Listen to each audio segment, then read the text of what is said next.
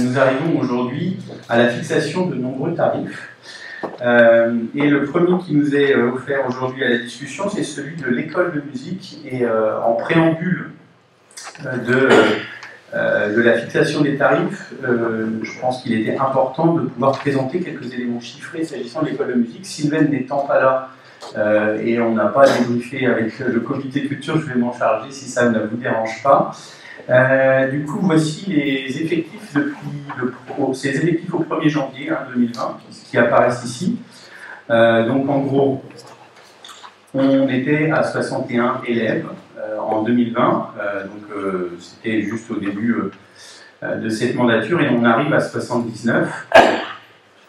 En gros, c'est une progression de 30% qui a été le fruit du travail d'une part, la mise en place de l'école de musique précédemment, mais je vous rappelle qu'en tout début de mandature, on a voté une baisse des tarifs de manière à nous rapprocher potentiellement de tarifs de certaines communes et de rendre un peu plus accessibles certains parcours.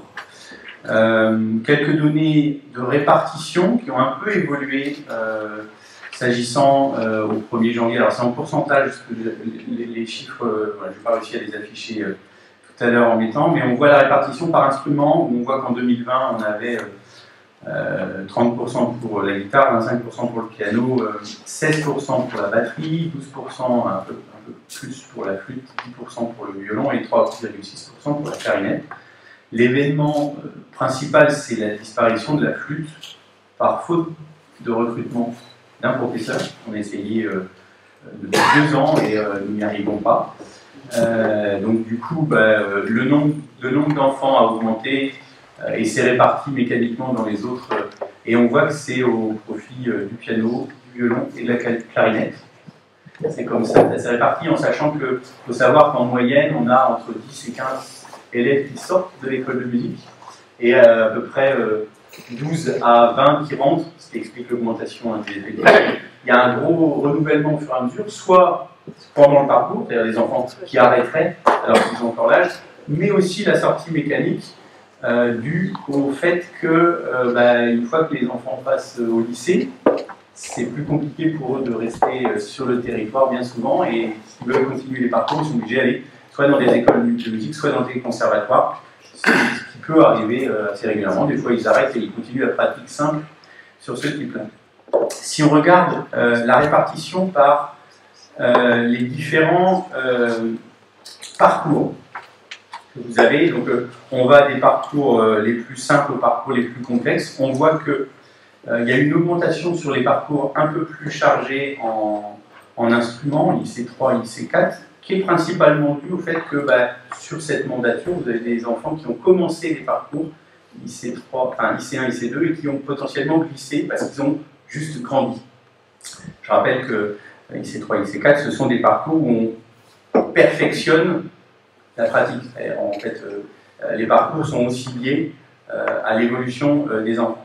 On voit que par contre on a une baisse, et là pour ceux qui vont régulièrement à la fête de la musique, on peut le voir, une baisse de personnes dans la musique amplifiée et en orchestre, sur les parcours finalement des grands collectifs.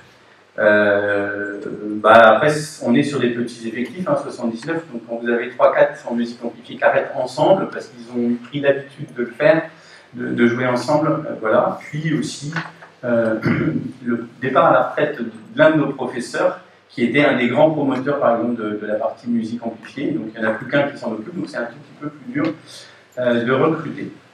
Donc, voilà la répartition qui a évolué. Après, on peut se dire que, vu ces effectifs-là en hausse, l'école de musique fonctionne plutôt très bien.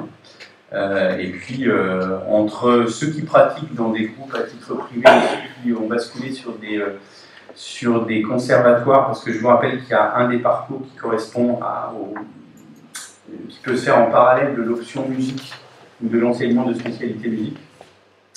Ce parcours qu'on a rétabli est un parcours qui permet de faire le pont effectivement avec les conservatoires.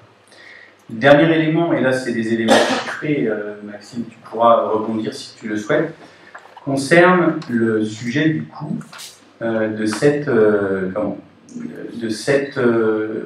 école de musique. On était à 76 000 € en 2021, alors les chiffres 2020 n'ont pas été consolidés de la même manière, donc du coup, je n'ai pas pu les afficher. Mais 2021, on est à 76 000 € et on termine actuellement en charge à 82 000 €. On sait que la facturation est à peu près stable, puisque on a maintenu le tarif, on n'a pas eu d'augmentation de tarif, et les charges augmentent, puisqu'il y a part salariale à augmenter, comme pour tous les services. La partie subvention qui était en augmentation a baissé, puisque un des partenaires a arrêté, ni plus ni moins de subventionner ça. Quand on dit un des partenaires, voilà, on a le département et on a d'autres sujets. Donc en 2024, on a eu une baisse qui correspond quasiment à la moitié de la hausse du reste à charge en réalité entre 20 et 20. Et donc on a un reste à charge qui termine à 56 000 € pour cette école de musique. Donc en gros, un reste à charge qui est proche de 70%, on va dire comme ça. C'est ce que l'on constate sur les écoles de musique. Est-ce que vous avez des questions sur cette partie-là avant qu'on arrive dans le cœur de ce qui vous est présenté aujourd'hui? Donc, quel est le contexte des nouveautés qu'il y a dans ce tarif et dans ce qu'on vous propose de voter aujourd'hui? Dans les années 2010, au moment où l'école de musique passe de l'état syndical Musiac Questembert, donc on est en 2016, si ma mémoire est bonne, je me tourne vers nos collègues du côté. Je crois qu'on est en 2016 au moment où on passe d'un SIDEM, donc le syndicat intercommunal de l'école de musique Questembert-Musiac, à 2 écoles individuelles de leur côté. Et à cette époque-là, le schéma pédagogique départemental dit on part en beaucoup plus collectif. C'est-à-dire qu'avant, on était quasiment que sur des cours individuels, avant 2016, et on propose des grands collectifs. Comme les conservatoires, qui sont le chef de file de ce sujet-là, travaillent en permanence sur le bon état pédagogique. Et il a été validé il y a 1 an et demi, le fait qu'on remette en cause de tout collectif. Alors nous, on était déjà intermédiaires parce qu'on avait un petit peu de petits collectifs et de grands collectifs, et on proposait quand même des parcours individuels, mais beaucoup plus limités. Donc une demande de faire alterner les cours individuels avec les enseignements collectifs. Ce qui occasionne, puisque en moyenne les cours sont 45 minutes pour des collectifs de 2 ou plus, quand on arrive à un élève, ça nous ferait des cours de 22 minutes 50, enfin 0,5, pardon, ce qui est problématique dans la gestion. Et donc, face à ça, la directrice de l'école de musique, Elisabeth Courtillon, a fait la proposition, en travaillant avec le conservatoire de Rennes et de Vannes, de passer à 25 ou 50 minutes. 25 si on est en pur individuel, ou 50 minutes à deux. Ça correspond à ce qui est en train de se faire sur toutes les écoles et les conservatoires en Bretagne à minima. Quelles conséquences on a de ça? Pour maintenir le budget et son reste à charge, à peu près, en équilibre, soit on diminue le nombre d'élèves, parce que du coup, 5 minutes de cours en plus, 2 minutes 50, malgré tout, sur toute l'année, au bout d'un moment, ça nous pose souci. Soit on augmente le temps de travail pour couvrir ces heures supplémentaires par rapport au parcours existant.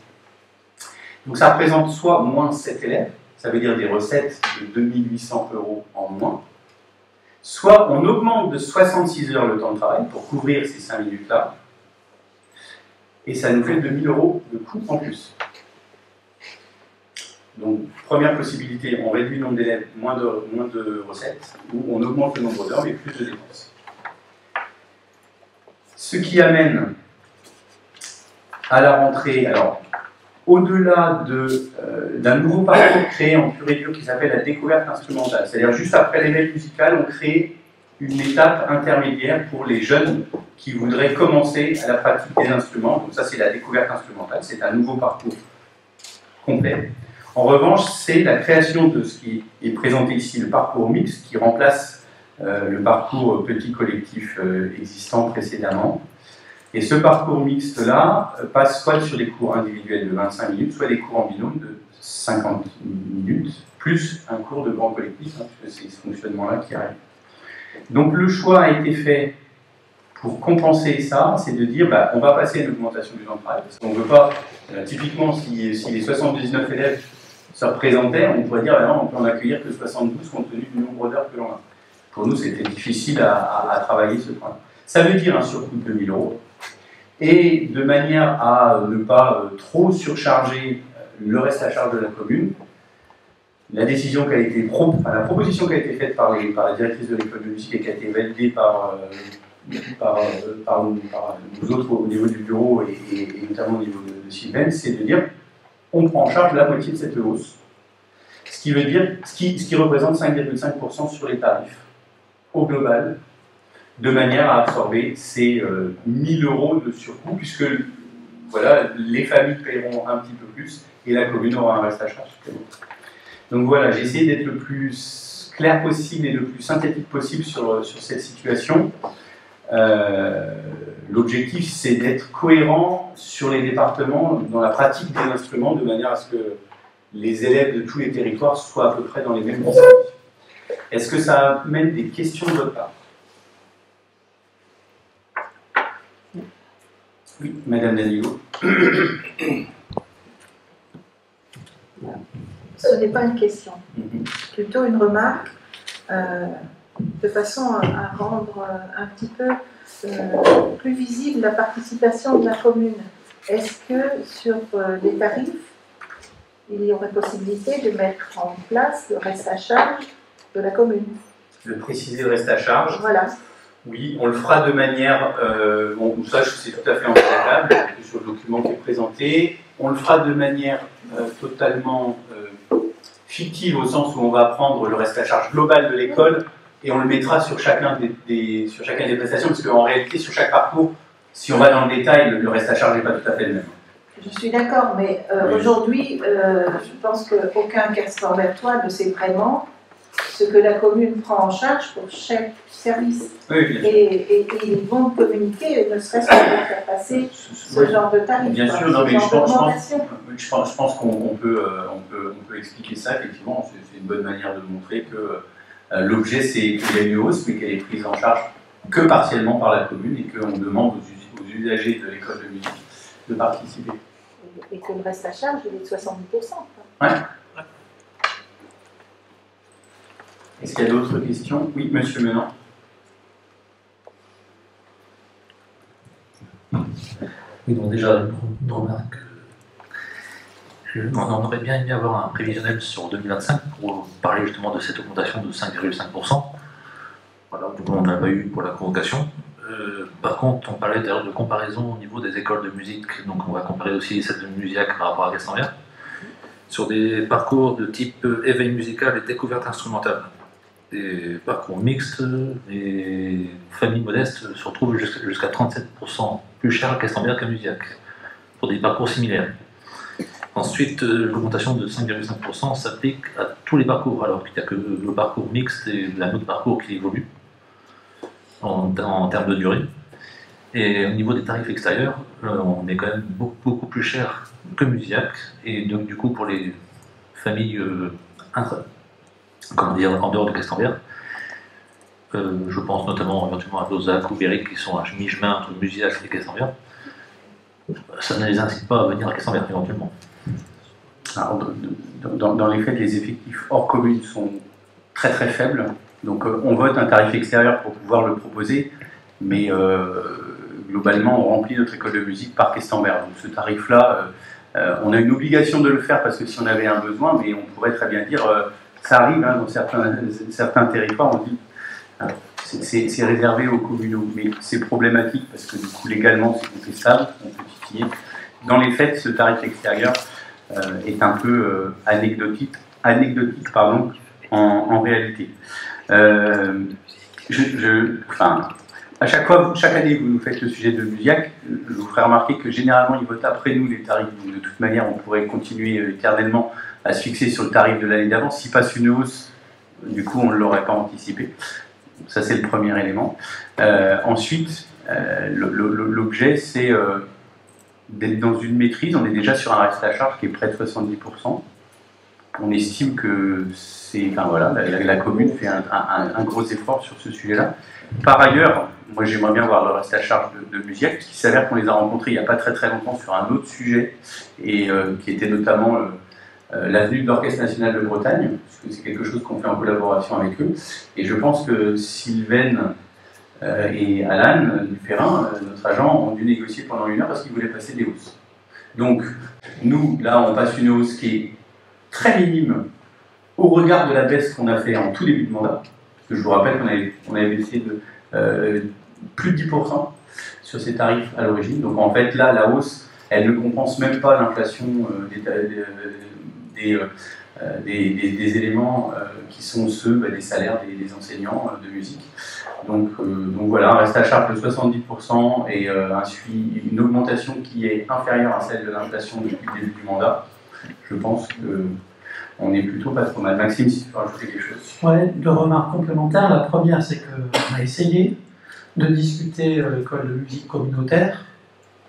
Et en fait, les communes voisines nous disent, oui, mais nous, puisqu'il n'y avait pas d'école de musique chez nous, les cours se gèrent en direct avec des enseignants qui gèrent leurs élèves à domicile de manière bilatérale. Et donc, à partir du moment où à Lausanne, à Péric, par exemple, on a ces pratiques-là, quel que soit l'état de Lusillac ou de Quessenberg, ils continuent de travailler avec les profs qui viennent à domicile rencontrer leurs élèves.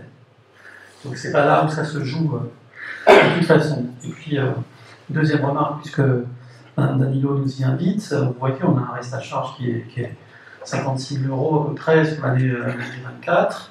56 000 € pour 79 élèves, ça fait 700 et 800 € de subvention par élève par la commune. C'est ça que ça veut dire, très concrètement.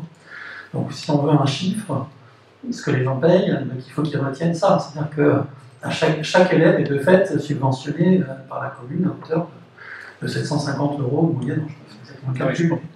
Voilà. Je pense que le propos de Madame Delieu, c'était de le rendre. Oui, mais je suis parfaitement en accord avec ça. Mais puisqu'il faut essayer de trouver un chiffre qui parle, si on dit le reste à charge du service, c'est 56 000 €, c'est pas très parlant. Ce qui est parlant, c'est de le ramener à l'élève. Et alors, s'agissant du prévisionnel, qui aboutit aux 2 000 €, je vais le redire comme chaque année. Je vous ai dit que sur 79 élèves, il y avait entre 10 et 15 sorties, et entre 12 et 15 rentrées. Donc, ça représente un mouvement de plus de la moitié. C'est ça, hein, on est à peu près un peu moins de la moitié, une trentaine sur 79. Non mais, ça veut dire que le budget, qui est lié à la charge de travail, mais aussi aux recettes, les recettes varient potentiellement de 40%. Quelle serait la valeur d'une estimation sur quelque chose qui varie tellement? Chaque année, on vous présenterait un chiffre qui serait globalement toujours à côté. Et je l'ai déjà dit en 2021, en 2022, en 2023, en 2024, je vous le redis. Vouloir faire un estimatif s'agissant d'un si petit effectif sur une école n'a pas de sens. Donc voilà. On peut imaginer que l'estimatif va être en légère augmentation sur 0,12, parce que ça c'est les ressources humaines, s'il y a des grandes chances, que sur la facturation on a un gros élément de doute, parce qu'évidemment ça dépend des parcours, et qu'enfin, sur les subventions, on voit que comme toutes les collectivités qui nous subventionnent sont en train de regarder leur petit budget de très près, ça va évoluer. Donc le reste à charge est actuellement de 70%. Il est probablement en légère augmentation depuis le début du mandat, notamment parce qu'on a fait une baisse de tarifs à l'origine. Je vous rappelle que du coup le reste à charge augmenterait si vous souhaitiez ne pas appliquer ces 5,5%. Du coup voilà, sur ces éléments, est-ce qu'il y a d'autres questions? Oui, Vincent.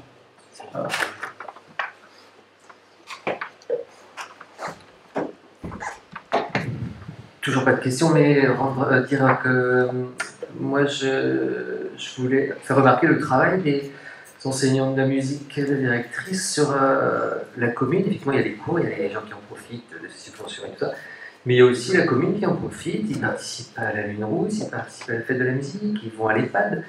Ils animent les débuts des fois de spectacles, de la programmation de la... Il y a des activités pédagogiques dans les écoles. Et il y a des activités pédagogiques dans les écoles, effectivement, de la directrice entre autres. Et voilà, tout ça, ça fait une émulsion, de l'investissement des au-delà des 79 élèves. Exactement, et du même budget. Du coup, je pense que c'est mon budget. Et voilà, je voulais juste le faire remarquer, je me rendais compte de ça. tu as bien raison, et c'est difficile de le chiffrer en réalité. Ce qui pourrait être intéressant éventuellement, mais je ne veux pas surcharger le travail des agents, mais on pourrait imaginer demander à Elisabeth quel chiffre en nombre d'heures qu'elle passe. Parce que la directrice, elle a aussi du travail administratif, hein, on va dire les choses sur le sujet. Je rappelle que dans la période depuis 2020, on a eu le départ de l'assistante de direction de l'école qui était à temps partiel, mais qui est partie et que nous n'avons pas remplacé. C'est-à-dire que pour maîtriser ça, Elisabeth, qui est la directrice, a pris en charge cette partie administrative. Ça nous a permis de maîtriser les hausses, l'inflation des tarifs habituels. Du coup, mais voilà, tu as raison, et je pense qu'on pourrait le valoriser par le nombre d'heures qui sont effectuées. Oui, est-ce que vous avez une autre question ?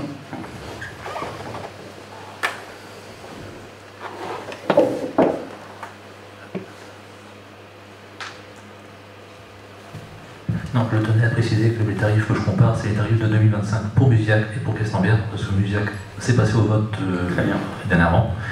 Et que, autre chose, les tarifs extérieurs de Musiac sont moins chers que les tarifs intérieurs de Questembert. Ça veut dire qu'ils ont les moyens de soutenir leur école de musique bien plus que nous l'avons.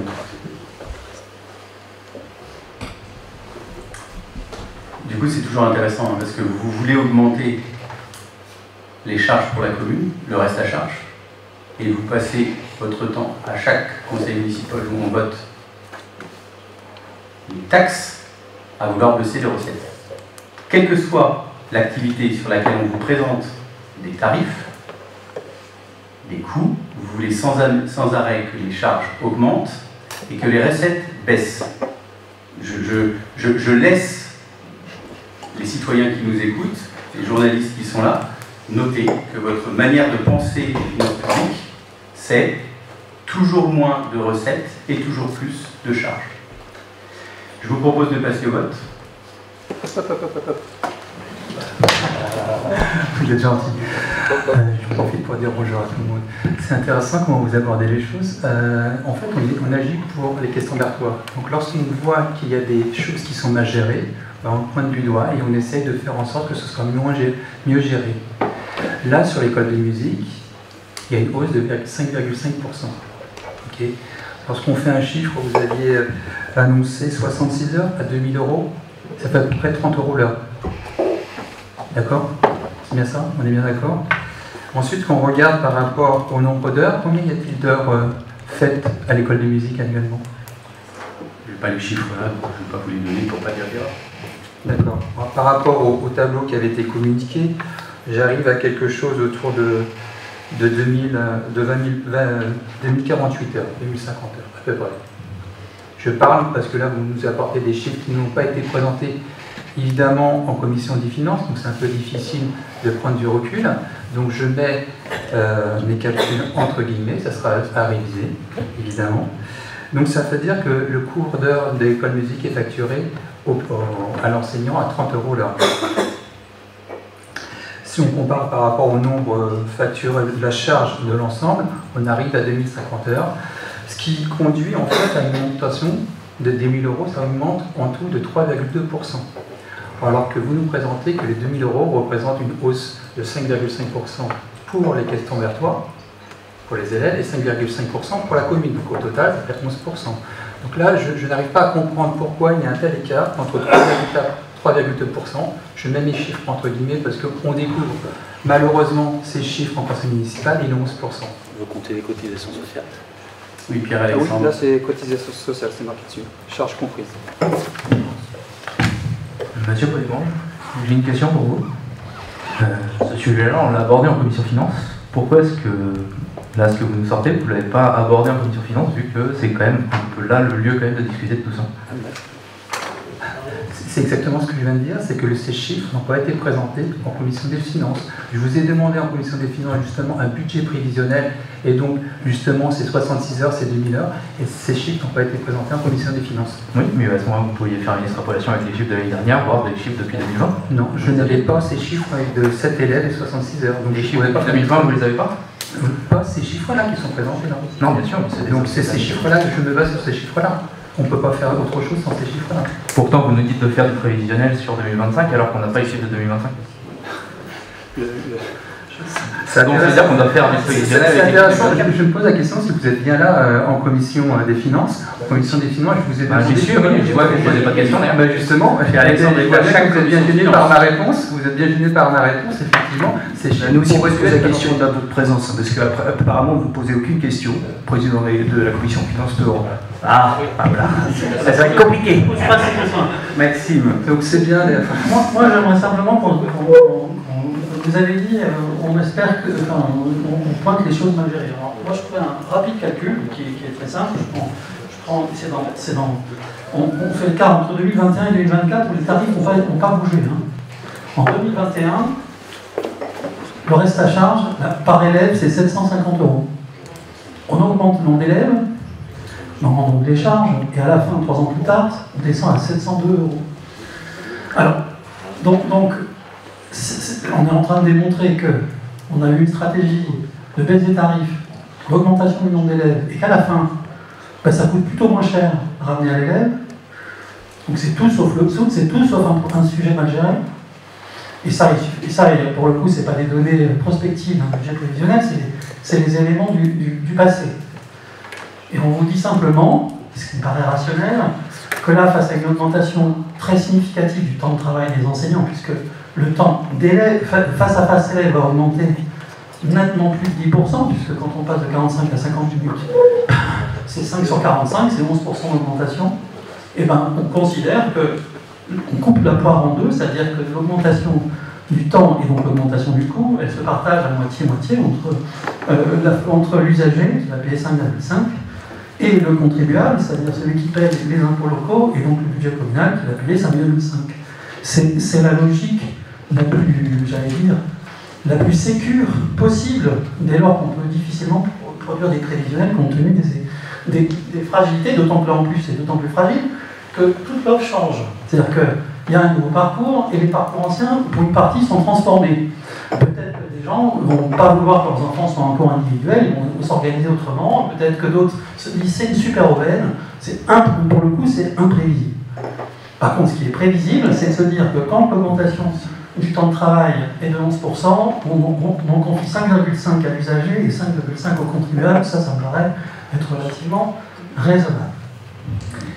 Et au final, ça représente 12,50 € par élève sur l'année.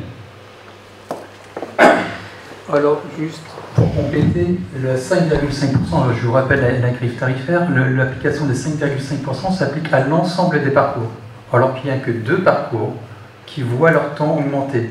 Donc c'est pour ça, ça serait intéressant de... Mais oui, mais si dans la c'est normal, excuse-moi, dans la logique. Non, excuse-moi, je suis en train de parler, je te remercie. Je te laisse ça, et après je te laisse parler. C'est comme ça que ça se passe. 5,5%, augmenter, oui, augmenter, il y a un temps plus important, c'est logique d'augmenter les tarifs pour ces parcours-là. Mais pour les autres, pourquoi augmenter les autres parcours ? Parce que Madame Danilo l'a bien compris. Le soutien principal à l'école de musique, c'est la collectivité, l'ensemble des citoyens. C'est ça qu'elle a souligné. Et c'est comme ça que ça fonctionne, en fait. Et donc, tous les parents vont bien comprendre qu'en étant solidaires de ces 5,5%, ils vont être solidaires des 79 élèves qui ne sont autres que leurs enfants. Merci, Madame Danilo, de votre intervention au début. Donc, de fait, on a une augmentation de tarifs, mais si je redis, on a une baisse en début de mandat, donc au final, on est plutôt dans la très grande modération sur le sujet des tarifs de l'école de musique. Donc, je vous propose de passer au vote sur cette nouvelle grille tarifaire s'agissant de 2025-2026. Qui est contre? De vote contre. Qui s'abstient? Cette délibération est adoptée. Merci.